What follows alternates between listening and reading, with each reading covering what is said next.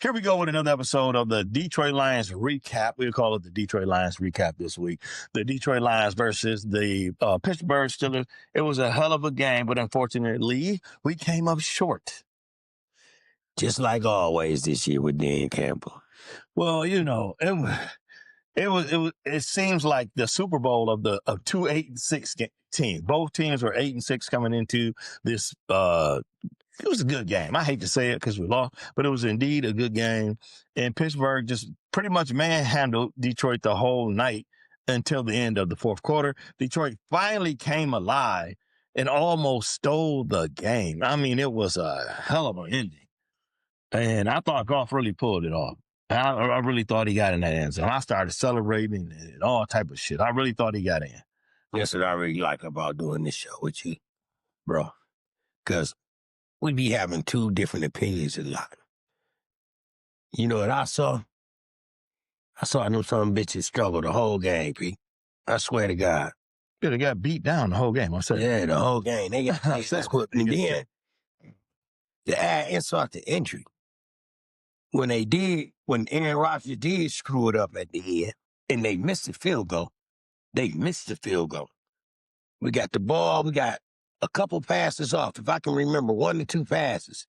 And then after that, guess what got us down to the goal line? Yeah, the Lions had a lot. And we still couldn't punch it in. The Lions had a lot of penalties. The offense was a mess.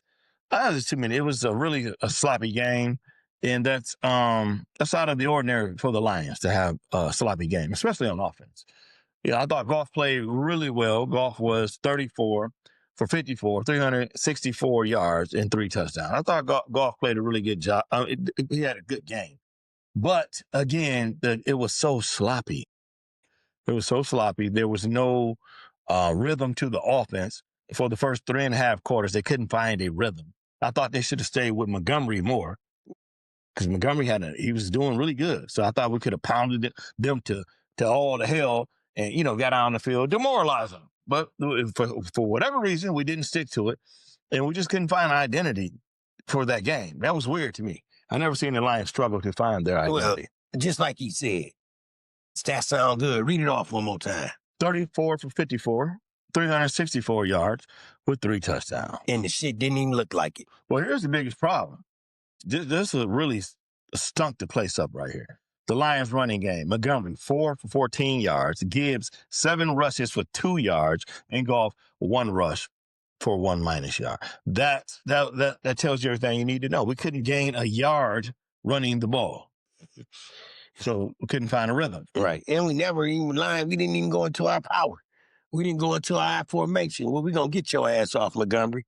Then we're going to bring Gibbs in here and put him behind. You never gave the old offensive line, which we had going for us a lot, as far as the run game. Once they get into running rhythm, we moving the ball. That old line will move the ball. They don't pass protect as much as they get in rhythm and move the ball. And there was a lot of times, we had plenty of times to throw the ball. I'm counting in my head 100,000, 200,000, 300,000. Why in the fuck ain't nobody open? When you know you really don't get that much time. Am I right? Am I wrong? Yeah, that was crazy, man. I mean, I just like, damn, what did you call it? If you a stat geek, Aaron Rodgers, 27 for 41, 266 yards, 1 touchdown. Warren, number 30. This guy had 14 carries for 143 yards and 2 touchdowns. Gainwell is, he's a quiet assassin. Number 14 for the Pittsburgh Steelers. I've been saying this. That number 14 for the Pittsburgh Steelers, man, he is a secret weapon, man. Gainesville. He was 9 carries for 50 yards. Smith, number 81, he did some sneaky stuff. He bailed him out a couple of times. He had 2 rushes for 28 yards. That was crazy. So they had over 200 yards rushing on us. They murdered us on the line. Running the ball. We couldn't get a yard, but they had over 200 yards. Yeah, we never got in the rhythm. I was surprised we got manhandled by Pittsburgh. I just knew we could win this game easy going away. It never crossed my mind. Yeah, I think it's time for Dan to give the play calling up. Yeah. It's time for Dan to get that play calling up. You got as far as you can get us. It's time to give it back to the guy. Even if he fucks it up, at least you can be there to help him. Because if you're the head coach and you're not really the play caller, if you fuck up, there's nobody there to help you. Nobody's going to question you because you're the head coach. Like I said, it ain't too many times that you don't see any team in the NFL with this much talent on it. This team is stacked with talent, offense and defense. And if the defense can't produce, you sure enough got enough talent on there to produce with that offense. I just don't see you locking up Williams. You locking up St. Brown. You locking up You got Tesla. You got You Khalif. locking up Gibbs. Yeah, And you locking up Montgomery. All at the same damn Well, here's time. the thing. Man, something wrong, man. Mike Tomlin came in with a hell of a game plan. The game plan for the Pittsburgh Steelers was, it's one thing to say that you're going to take away somebody's star players. It's one Right. thing to say, but to actually come in and do it, Yeah. that was incredible. So they took away, they took away Amon-Ra St. Brown. They took away Williamson. And they took away Gibbs. Yeah. They took them all away. So here's the thing. Dan should have been faster going to Khalif Raymond Yeah. and Tesla Yeah. and the tight end. Yeah. They were open all day, but Dan he's so stuck in his ways. Mhm. He kept forcing the ball to Amon-Ra and Williamson. But these guys are more than capable of catching the ball and winning the game for us. And so I don't know why he just didn't stick to that. He could have outscored Pittsburgh. We could have got the hell out of there with a win. But That's what I'm saying. It's too much for him. He good dogs, bad on him. Because this team is fucking good. yeah, the roster is one of the best rosters You know what I'm saying? offensively in the NFL. No doubt about that. No doubt. Hands down. No doubt. Hands down. They don't even got enough defensive players on no defense in the NFL to check these guys. Yeah, that's mind-boggling, man. It's so damn screwed up, man. I don't know what to say. You can't keep pissing on teams like this. Don't think we bashing Dan. We never bashing Dan. Dan, it's just a Mark Jessup situation. Mark did all he could do with Golden State. But they had to bring somebody in to get him over the hump. And that was Steve Kerr. Yeah. I mean, if the Lions don't make the playoffs, that's going to be that's taboo around here, because we haven't had a winning team in so long. People hate to talk about, firing Dan. But if we don't make the playoffs, that's rock bottom for the Detroit Lions. I mean, that's rock bottom. So, it would definitely be something to think about moving in a different direction. Man, you would have to do it. The Lions, you got to be strong enough to move. Or if you don't move it, if we don't make the playoffs and we keep Dan around, then we are SOL. Same old Lions. Yeah, exactly. We're scared to take a chance, Fuck we're scared of. We never won anything before. Take a chance. Yeah. But hopefully we make the playoffs. We need Green Bay to lose 2 games. And we got to win these next 2 games. So that's asking a lot, but it can be done. So hopefully it doesn't come to this. It done came to it, man. Stick a fork in. You know what I'm saying? I mean, Ben is really making us. Like, Ben is making Dan look really fucking bad right now. Dan, that's a 'Cause he- play caller. Well, not like we got now. That title has to come off. Ben Johnson. No, Ben is calling plays while he's coaching. Just like the defensive coordinator Texan, he's calling defense while he's coaching. Yeah, but That type of relationship do exist if you can do it. yeah, but the title of just a play caller for Ben Johnson has to be removed. He's showing that he's a head coach that can call plays. He's not. He's showing that Okay, I he's got you just what you're not saying, yeah. a play caller. Just not an He's offensive the head coordinator. coach. Yeah, If yeah. he can go in there and take that depleted ass roster that the Chicago Bears had, because we know the Detroit Lions roster is better than the Chicago Bears. Yeah, Minnesota's roster is better than the Chicago Bears. yeah, And Ben Johnson has those guys in first place right now. yeah. That's coaching. That's just not calling plays. That's coaching. Like for instance, today the Lions had a tackle. I believe it was a tackle or freaking tight end lined up in the neutral zone on offense. Yeah, yeah. That's a lack of discipline.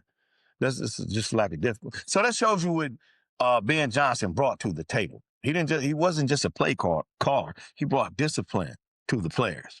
And that's what Big Dan is missing. The Big Dan is tough. He's biting kneecaps and spitting out ankles and shit. But he's bringing the toughness, but the discipline has to be there. Yeah, he should have. I personally, like I said, can't none of them do with being dead in-house. Can't none of them do with what was the damn defensive coordinator Eric Glenn did. And none of them can do it. It's just discipline. You should have got somebody that can call plays. Got somebody that can run a hell of a defense. I don't care what you had to pay him to take him off of another step. You got the talent. They could have tucked your playbook. They could have still tucked your playbook and been successful with him. Because they didn't know when to call it, what down to call it, what situation to call it. Dan, come on, man. But the man gave it all. Hold on, I'm not finished. And then, far as you got people, we bashing it. No. We not bashing you because of that. We right here. And we can smell victory far as getting us over the damn hump. We've been getting our ass whooped ever since we was 11. And now we see ourselves going back with good players. We see ourselves going backwards with good players. You goddamn right. It's time to ban shit while we got these good players. Don't let it come to the Wayne Fowler situation where everything had to just be blown up. It started over and it never came back together until 3 years ago, right? That was really 4 years ago. I thought we had a good team when he was doing all that crazy shit going forward, making the games look exciting, and we didn't win about 4 years ago when he came. I thought we had a good team then. I always thought the roster was pretty good. So Dan's he's doing too much. He does bring a lot of toughness. Yeah. And we're seeing what he can do with a good offensive coordinator and a good defensive coordinator when he's just a head coach. We're seeing what he can do, and that's good. But are the Lions willing to take another shot? Because clearly Johnny Morton's probably going to be fired at the end of the year, the offensive coordinator. Clearly he's going to be fired. Dan already took his job. That'll be weird if they hold on to him. That means Dan's going to be the offensive coordinator again next year, which he probably plans on doing better. I mean, could work, might not. But it's just a weird situation to be in right now with one of the best coaches we ever had. That's just crazy. But again, it comes down to the GM, Brad Holmes. How bad does he want to win? Yeah. He put the players in. He got the players there. How Is bad? Brad responsible for hiring Dan? Yeah, or was Dan there first? No. Brad Holmes brought him in. Okay. So how bad? To have a hard talk. How bad does Brad wants to? Can he see himself winning without Dan? Well, you can. Sometimes those guys be like, brothers. Yeah, I know, but win without each other. We not. Maybe he's not cutthroat. Right, we're not saying get rid of Dan. I am. Dan, no. I ain't saying it like that. We give him a chance. You just bring in a real proven offensive coordinator and a defensive coordinator. Dan's a good worker. I mean, he's a good manager, but he's a shitty worker. So when he's calling plays, he's working.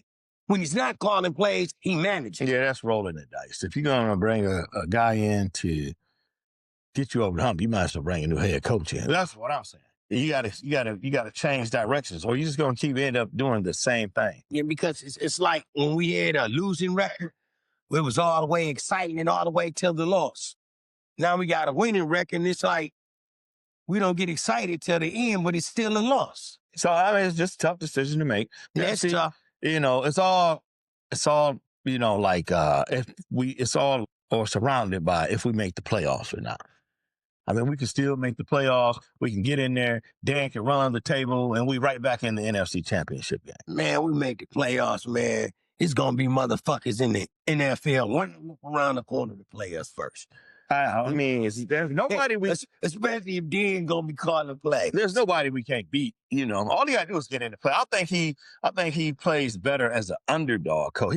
He does horrible to me when he's the front runner. But if he's the underdog, if they pick him to lose, if the numbers are against him, I think he does better, especially going on the road, being an underdog. I think he would do a better job than he's a horrible front runner. Yeah, because he did say, hey, we're on the hunt, No, Now, if they come hunting for us, you ain't gonna have to look that far because we're gonna be on your front porch. No, yeah, he did. Well, they've been whooping they ass off they front porches for a long time.